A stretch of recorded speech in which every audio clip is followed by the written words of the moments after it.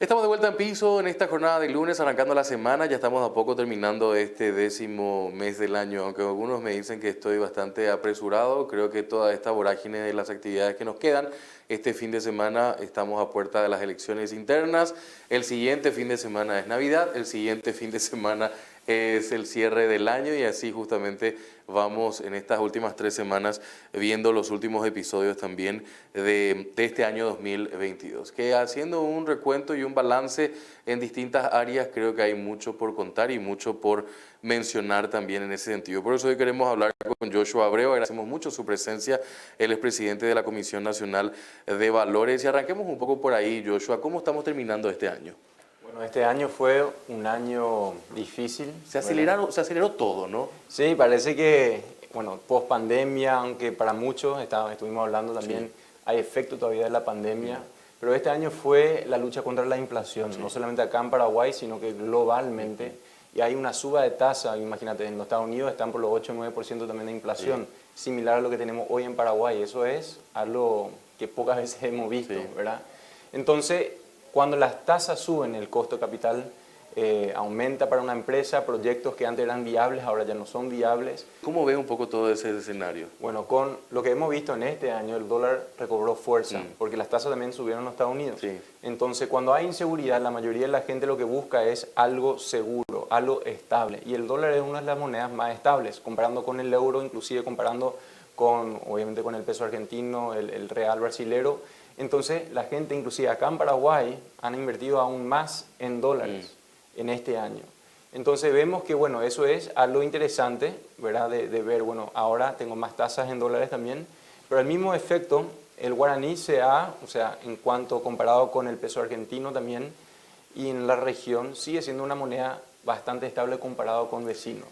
Y en cuanto a la parte política, de lo que está pasando en Brasil, lo que está pasando en Perú, lo que está pasando en Chile, eso generó estabilidad también para inversores que quieren, porque hay exposición, hay personas extranjeros que tuvimos llamadas con ellos que están interesados en invertir en títulos de valores paraguayos, pero en moneda local, por la diferencia de tasa también que existe. Entonces están dispuestos a tomar esa volatilidad, ese riesgo en el tipo de cambio, porque ven que la tasa le beneficia. Ese envión que está justamente planteando Joshua, ¿cómo ves la perspectiva para el próximo año? ¿Crees que vamos a tener mucho capital de inversores extranjeros? Todo depende, Juan Pablo, todo depende si es que nosotros podemos acelerar o facilitar la entrada de capital a Paraguay. Eso depende del sistema financiero, por un lado. Hay que estructurar mucha burocracia todavía, ¿no? Eso es algo que creo que todos los países están mejorando, la digitalización de los procesos, el onboarding de clientes, porque también tenemos que entender, hay una cosa que es la facilidad y otra cosa también es la prevención de lavado. O sea, queremos asegurar de quienes que están entrando realmente son buenos actores. Y que si, bueno, no son buenos actores, podemos actuar rápidamente para poder hacer lo que se necesita para congelar cuentas y demás, ¿verdad? Pero eso es un punto que, claro, se tiene que trabajar. Yo creo que hubieron muchos casos en los cuales Paraguay pudo haber recibido mucho capital de nuestros vecinos y no hemos aprovechado.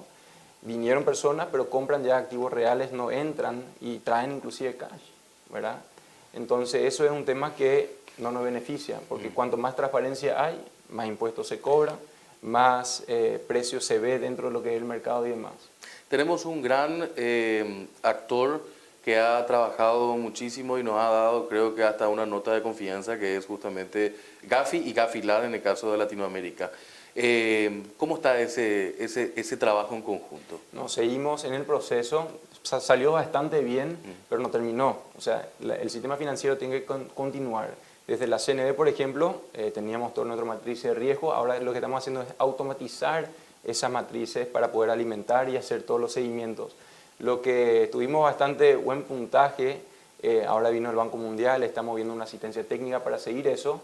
Inclusive ven que acá tenemos muchísima información que capaz en otros países no tienen como reguladores. Te hablo del mercado de capitales y estaban sorprendidos de la cantidad, o sea, los datos granulares que teníamos con la base de datos y demás para poder armar luego una automatización. Entonces, yo creo que va a ir bien. El punto focal es seguir trabajando en equipo, ¿verdad? Yo creo que inclusive con la automatización es o sea, tenemos que digitalizar los procesos tenemos que digitalizar los datos y ahí se puede analizar mucho mejor y más eficientemente. Joshua, otra de las cuestiones también que me parece importante, hablando justamente de esos desafíos que nos quedan por delante. La semana pasada tuvimos un episodio que me parece interesante debatirlo un poco desde la cuestión de la alerta o la seguridad que tiene que tener el sistema financiero. Una financiera de Plaza ha sido intervenida por decisión del Banco Central. ¿Y eso qué pasó ahí, a tu criterio? Bueno, nosotros vimos que Cefisa, que es la entidad financiera, es un hecho relevante de información pública, por eso puedo decir el nombre, ¿verdad?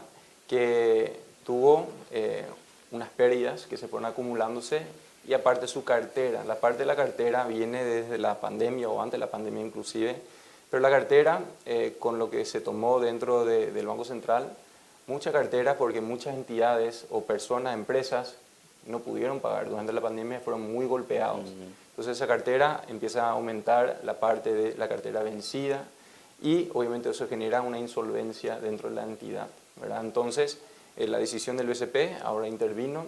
Ellos, Cefisa es una SAECA dentro del mercado, pero aparte de ser SAECA, toda la entidad financiera, sean aseguradoras o entidades financieras reguladas por el BCP, necesitan una calificación de riesgo, ¿verdad? Y bueno, nosotros vimos que Cefisa no tenía título valores de renta fija, de oferta pública en cuanto a bonos, ¿verdad? Sí tienen CDAs, que el Fondo de Garantía está respaldando, ya salió el BCP a avisar eso por un lado, y también tienen acciones, lo cual se publicó quiénes son los accionistas hoy. Desde la CNB ya se envió la nota a Cefisa, a la bolsa y a las casas de bolsas, que ninguna acción se puede ahora negociar. Entonces eso también para protegerle un poco a los inversionistas, que si por A o B motivo no escucharon sobre la noticia, nadie le está ofreciendo una acción, aunque los accionistas son limitados, ¿verdad? Pero para dar el caso es importante que avisar que también la CNB ahora prohibió la negociabilidad de esos títulos. Estas noticias que se generan también ayudan a que los otros operadores puedan controlar un poco su situación interna. Yo creo que sí, es importante, ¿verdad? Siempre estar atento a una situación de cualquier título que querés ofrecer. Eso, ponele, sea un bono, sea una acción, y es importante asesorarse, porque el riesgo existe por todos lados. Inclusive ahora la CNB está analizando esa calificación que tuvo Cefisa, ¿verdad? Para asegurar que si siguió o no la metodología que debería haber seguido. Entonces eso se está haciendo por un lado.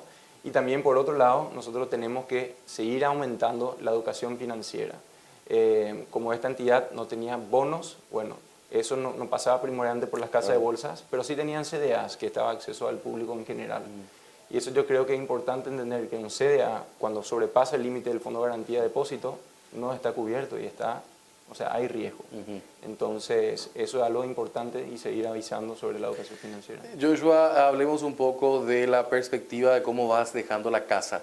Entendemos que estamos en un proceso político, entramos a un cono de lo que va a ser las internas, el próximo abril del año que viene las generales y a partir de ahí cuenta regresiva para lo que va a ser en agosto el cambio de mando. ¿Cómo está quedando justamente la entidad que te toca dirigir? Bueno, le doy gracias a Dios primeramente que tuve la oportunidad de estar al frente de la CNB. Por un lado, tenemos un equipo extraordinario.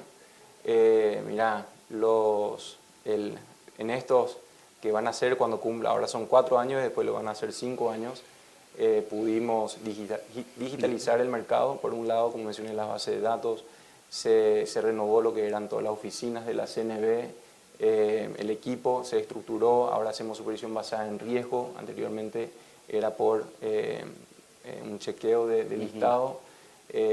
Vemos que los productos dentro del mercado ahora se están ofreciendo más productos que abre puertas a nuevos inversores, que abre puertas a nuevas oportunidades por otro lado.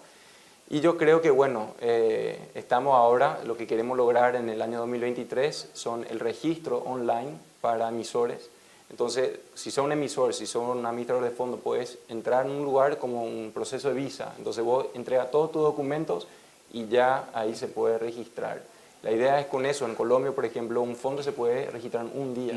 Eso queremos hacer que cuando son fondos simples, lo que le llamamos plain vanilla, que son sabores normales, ¿verdad? Nada exótico, nada raro, que se pueden registrar rápidamente, porque la burocracia a veces impide el crecimiento. Correcto.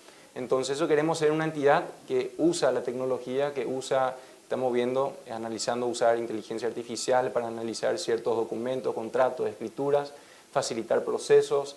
Ya sacamos el papel, ahora internamente estamos con papel cero, estamos trabajando con todo un procedimiento ahí, con la documentación. Y luego también lo que yo creo que va a ser algo importante para el año que viene es la digitalización de los CDAs, ¿verdad? Tenés un proyecto con el BCP, que son los CDAs electrónicos, y después tenés el otro lado, que son los CDAs que le llamamos certificados de depósito, que serían CCNs, le llamamos. ¿Qué son los CCNs? Anteriormente el oro se traía a un banco, es difícil transportar, es seguridad, tenés que pagar mucho. Entonces, ¿qué hacía? Vos depositabas en el banco en custodia y él te entregaba un certificado, y ese certificado es lo que vos negociabas. Y hoy lo mismo pasa con un CDA. Hoy tenés que llevar el CDA a una casa de bolsa, se tiene que endosar en papel, se tiene que llevar para cobrar, etc. Entonces hay una gestión enorme y la idea es cortar eso. Vos entregas tu CDA, se entrega un certificado de custodia negociable y vos negociás con todos los derechos que está ahí el CDA básicamente, pero en otro papel ya digitalizado. Entonces, ¿eso qué hace? Uno, va a ayudar a la entidad financiera a tener mayor transparencia en tiempo real quién es el beneficiario de ese CDA. Ya no va a tardar un proceso para avisar al banco. Y luego el Banco Central también, en tiempo real, ya va a saber quién es el beneficiario de eso. Y el Fondo de Garantía también. Y nosotros también. Entonces, como reguladores es algo muy importante porque cuando es papel es mucho más difícil controlar. Claro, y es una auditoría también entre partes de ese proceso. Me parece que es un tema interesante incluso hasta de debatir que personas con mucha capacidad en lugares claves pueden hacer un cambio. Ojalá que siga el patrón, ¿no? En las próximas personas que le toque suceder el puesto que estarías dejando, Joshua, porque normalmente en Paraguay tenemos ese sino que es muy penoso, ¿no? Alguien que viene quiere destruir lo que el que estuvo anterior dejó, ¿no? Que eso no pase. Ojalá que la idea de trabajar en equipo, que el mercado pueda seguir creciendo. Yo creo que hay muchos paraguayos que quieren ver a este país desarrollarse, que el sistema financiero pueda dar oportunidades a personas, y eso es lo que estamos acá para hacer. Brindar oportunidades, el crecimiento de la economía, pero también dar seguridad y transparencia por sobre todo, porque dentro del mercado de valores las personas tienen que tomar sus decisiones. El riesgo va a existir, hay empresas que van a caer también. La economía no está para salvar a todas las empresas, o si no, no hay mercado libre. Pero sí hay que dar transparencia acerca del mercado. ¿Tu mensaje de fin de año? Mi mensaje sería que, bueno, tenemos que, por sobre todo, seguir creyendo que Paraguay va a avanzar, que estamos unidos, a pesar de lo que podrían ver diferencias en tiempos especialmente políticas y electorales, que podamos entender que como un Paraguay todos tenemos que remar para adelante y contribuir al crecimiento de nuestra nación. Joshua Abreu con nosotros, hablando justamente, presidente de la Comisión Nacional de Valores, aquí en 5 Días Televisión. Hacemos la pausa, enseguida seguimos con más.